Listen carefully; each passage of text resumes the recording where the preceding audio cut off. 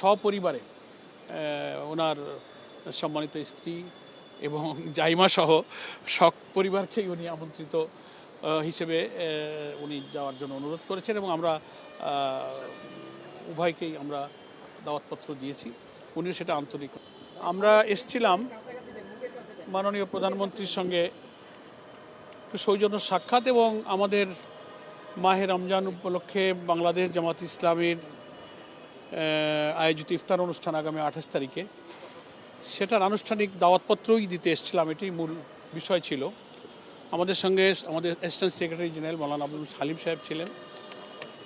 তো আমরা কুশল বিনিময় করলাম, যথেষ্ট সময় নিয়ে পারস্পরিক আলোচনা হলো এবং উনি আমাদের সম্মানিত আমির ডক্টর শফিকুর রহমানের সাময়িক অসুস্থতার খবর পেয়ে ওনার কুশল জিজ্ঞেস করলেন এবং একটু ফোনে আলাপ করার আগ্রহ ব্যক্ত করে সাথে সাথেই তিনি আমার টেলিফোনে উনি আমির জামাতের সঙ্গে কুশল বিনিময় করলেন। পরস্পর কুশল বিনিময় সালাম বিনিময় হলো। সিলভার টিপ কন্ট্যাক্টে তৈরি নিরাপদ ও নান্দনিক ক্লিক সুইচ নির্ভরতা জীবন জুড়ে এটাই মূল। আর এমনি আমরা সরকার গঠনের পর ফরমালি আজ জামাত ইসলামীর পক্ষ থেকে সাংগঠনিকভাবে তার সঙ্গে প্রথম অফিসিয়ালি সাক্ষাৎ আমাদের ইফতার অনুষ্ঠানের দাওয়াত উপলক্ষে। সে কারণে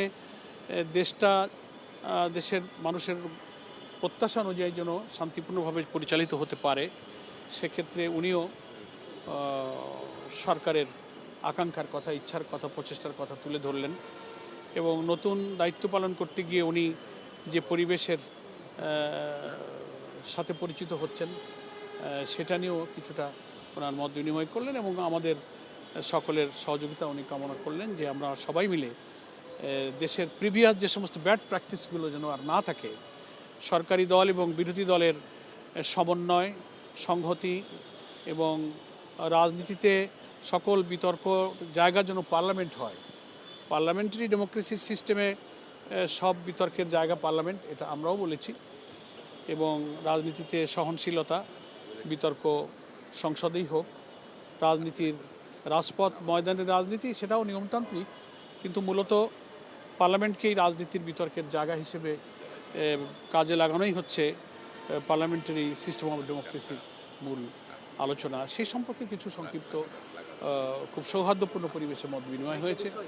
এই মুহূর্ত পর্যন্ত হয়নি। আর এটা তো জুলাই চার্টারের যে অনুমতি, যেটা আইনগত ভিত্তির একটা পর্যায়ে তো বাকি রয়েছে সংসদে, এটা হলে পারে জুলাই চার্টারে যে সমস্ত সম্পৃক্ত এবং সংযুক্ত বিষয়গুলো আছে, ডেপুটি স্পিকারের সঙ্গে আরও অনেক দ্বিকক্ষ বিশিষ্ট পার্লামেন্ট সহ আরও অনেক বিষয় আছে, সেটা আরও পরে বলা যাবে, এক্ষুনি এটা আলোচনায় আসেনি। এটা হচ্ছে বাংলাদেশ চীন মৈত্রী সম্মেলন কেন্দ্রে আমাদের এই আয়োজন করা হয়েছে 28 তারিখে বিকাল 5টায়।